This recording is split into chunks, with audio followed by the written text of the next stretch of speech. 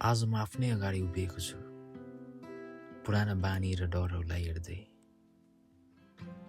थाहा छ परिवर्तन सजिलो हुँदैन, तर यसले सुरु हुन्छ नयाँ कथा। म हिजोको गल्तीहरू बोकिरहेछु, तर अब तिनैबाट सिक्न थालेको छु।